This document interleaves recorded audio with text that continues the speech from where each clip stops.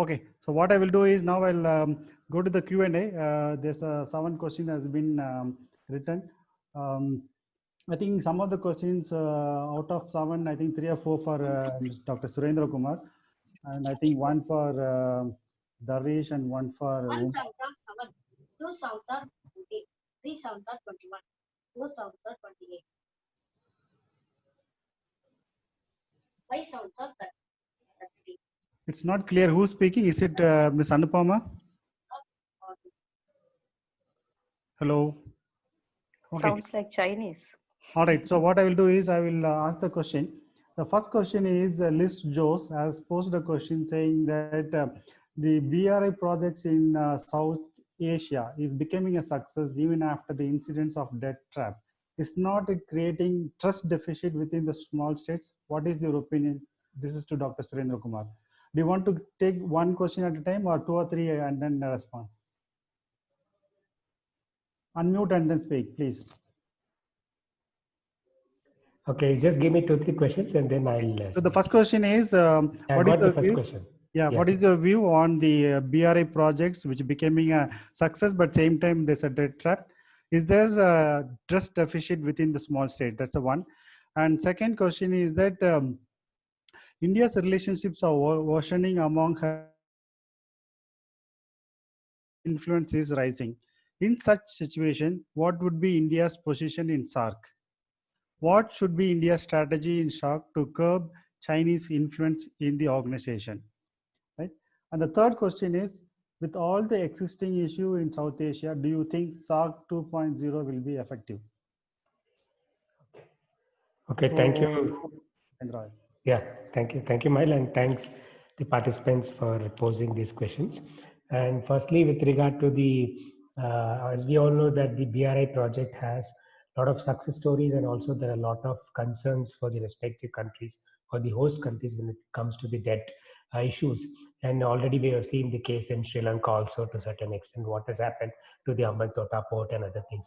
But the point is that whether it is the Nepalese or whether it is Sri Lankans or the Pakistan, they tend to argue is that what the debt they have with the Chinese is less compared to their external debt. For example, Pakistan tend to argue that they are only less than 10% of Pakistan debt is of China. When it comes to Sri Lanka, it is only 6% of the debt they have. When it comes to Sri Lanka itself, you can see Japan. With Japan, they have a debt around 14%, and with the other external agency, it is more than 18%. Similarly, Nepal also tend to argue that the debts are not very distinct. But apart from this, the main focus of these countries have been that the infrastructure investment, which is very crucial for these countries. I think the foreign direct investment is coming on a larger scale from China, and also the timely completion of the project is also very much necessary. Initially, they looked towards India, but India has not been very forthcoming in terms of also investing in this region. Although India has made certain investment, India has also completed certain projects, but overall you could see that India has been delaying in terms of implementing many of the projects. The projects which have been, MOA has been signed in 2007 or 2010, is still not completed even after Modi government coming to power. Many of the projects have been signed, but it's not been implemented. Very swift in terms of implementing the projects.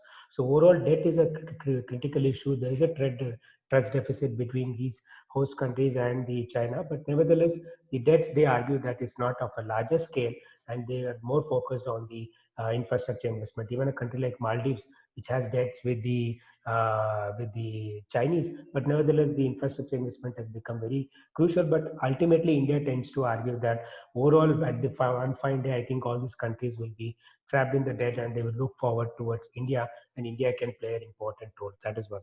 Then the second aspect is that we all know that the India's what is the SAARC 2.0 will be effective. India doesn't take a lead, I think SAARC cannot be effective.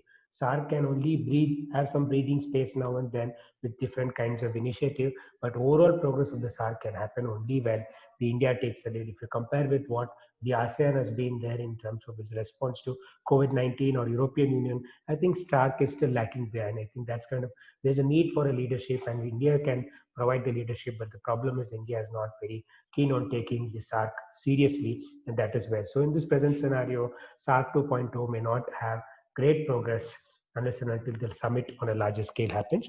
And the third question was with regard to the Chinese influence in the region.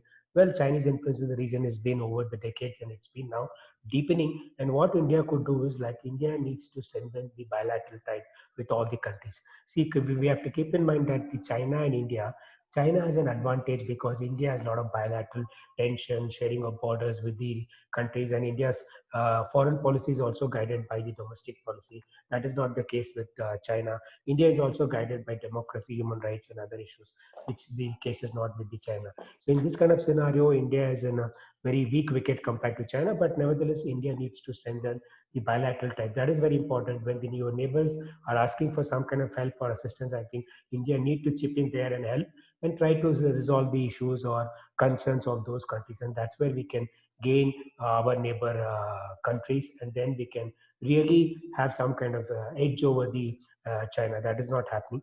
And the other important thing is that India also needs to engage with China. Already India has been engaging with China bilaterally. We know that what has been India's position on the 2019 Hong Kong tensions, and we all know that what has been India's position on several Chinese issues. So India has not been very critical on China's on because of several reasons.